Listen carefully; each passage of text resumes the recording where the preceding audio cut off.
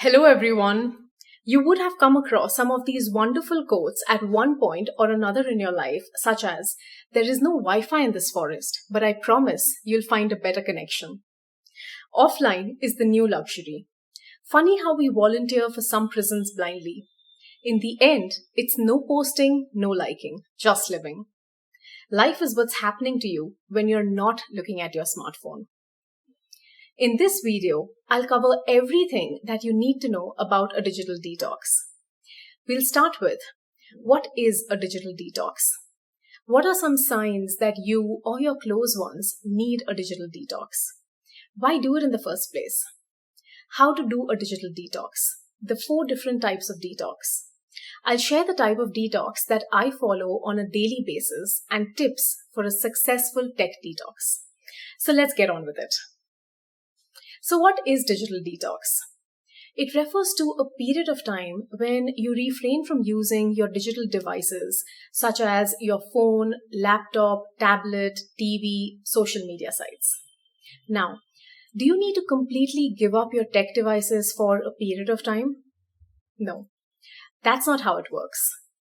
I'll elaborate in a later section on how the detox works. So, does everyone need a digital detox? Yes.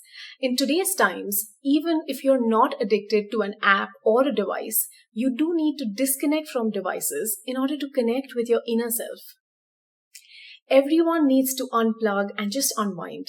So yes, if you are watching this video out there, you as well need to detox digitally for your own inner well-being.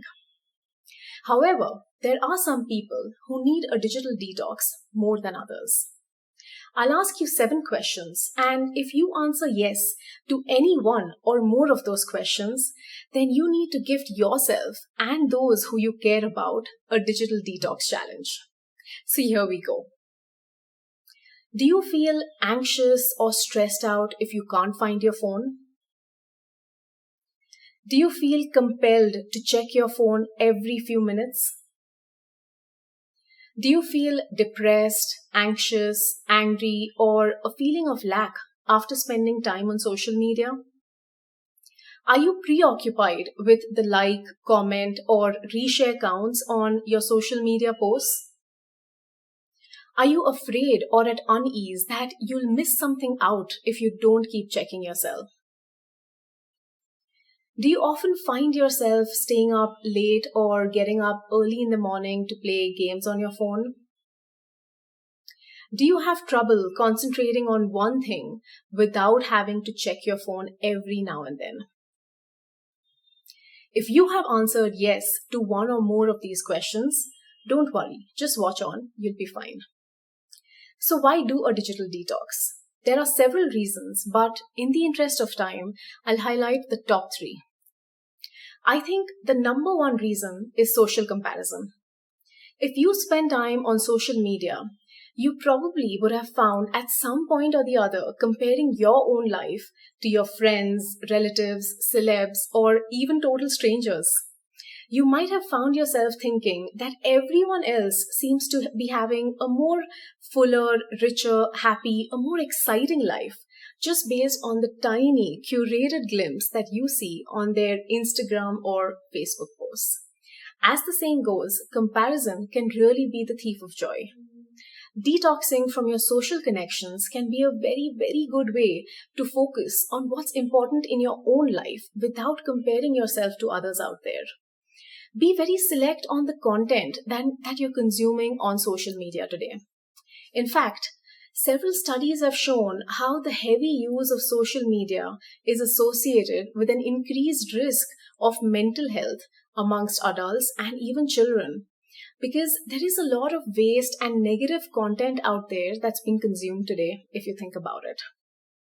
The second reason is digital devices interfere with the quality and the quantity of your sleep, which is extremely dangerous for your health and for your inner well-being in the longer run.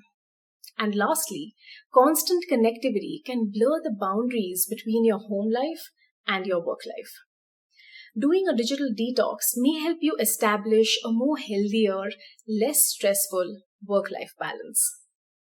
So at this point, you might be wondering, how do you do a digital detox successfully and effectively? Firstly, let's talk and set realistic goals. For most of us, completely withdrawing from all forms of digital communication might not be possible, particularly if you rely on staying connected for work, school, or other obligations. So no, you don't have to bid goodbye to your devices. The process is more about setting those boundaries, setting limits on when these digital devices are allowed to intrude your me time. Let me share 4 different types of digital detox and see the ones that you resonate the most with and the ones that you might consider trying out. The first one is going on a digital fast every few hours a day. For example, if you need your device during the day for your job or to be in touch with your family, try doing a detox at the end of a workday. Pick a time, could be 1 to 3 hours, when you want to completely withdraw from all your devices. And then focus on spending the evening completely free of things like social media, texting, online videos, and any other electronic distractions. The second one is recurrent digital detox. In this, you pick one day of the week to go device free. For example, every Sunday, I'll be device free for 8 hours. Or it could be even all of Sunday if you can do it. The third one is targeted detox. So if one app, site, or game is taking up too much of your time and energy, focus on restricting the use of that app, site, or game for a maximum of, let's say, 30 minutes a day and no more. Lastly, a much needed social media detox. Focus on restricting or even completely eliminating your social media use for a specific period of time in a day. You'll definitely see results. So you get the idea of it, right? You need to limit the use of digital devices and set your own boundaries based on your schedule, based on your day-to-day schedule. For example, you might want to use your phone to, let's say, listen to music while you're working out or going out for a walk. But setting it to airplane mode will make sure that you aren't distracted by your phone calls, messages, or even notifications during your workout. Setting boundaries will help ensure that you can really enjoy the real world activities out there completely free of any digital distractions. Let me share times when I withdraw from my digital devices. I'm anyways not big into my phone or digital devices, so I'm not into them all the time. Nevertheless, I do set boundaries on when the device is not allowed to intrude my me time. The first one is immediately after waking up. Every morning, your mind is like a blotting paper. Whatever information or content you feed it, it'll absorb like a sponge. So I never check my phone, news, social media, or messages early in the morning. Same applies at night as well. A couple of hours before I sleep, I disconnect from technology completely. In the morning, my phone is on silent mode, especially when I'm meditating and then working out.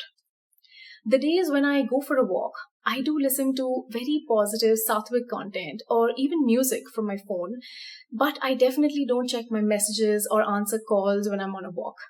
I only answer calls from family when I'm out for a walk in case it's urgent, because otherwise they wouldn't ring me when I'm out for a walk. I definitely don't check any devices when I'm eating any meals. So be it breakfast, lunch, noon, dinner. It's a strict rule at home that we don't use our phones, especially when eating meals. We all sit together, talk with each other, have a nice time if, let's say, I'm working from home. In the office, I prefer to sit with colleagues instead of, having my meal in front of the camera screen. I also refrain from using digital devices when I'm spending time on a hobby, or let's say when I'm spending time with family or friends. So I have turned off the push notifications on my phone.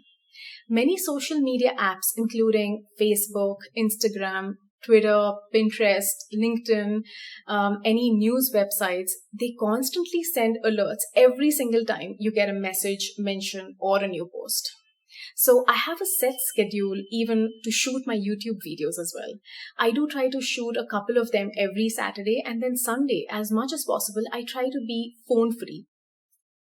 Lastly, let me share tips that can ensure that your digital detox is more successful and it's more effective. Let your family and your close ones know that you're on a digital detox. This way, they won't feel bad when you immediately don't respond to them. Going device-free can be uncomfortable and stressful at first. You might feel FOMO, anxious, or even bored without your mobile phone or any other tech devices. That is why, before going on a digital detox, do find ways to stay distracted. Buy a few books that you would like to read, or get ready with your art and paints, or be ready to engage in a hobby of your choice so that when you have the free time, you don't get tempted to go check your phone. Try getting out of the house. The idea is to do things, or let's say make even plans with people or friends who make you forget to check your phone.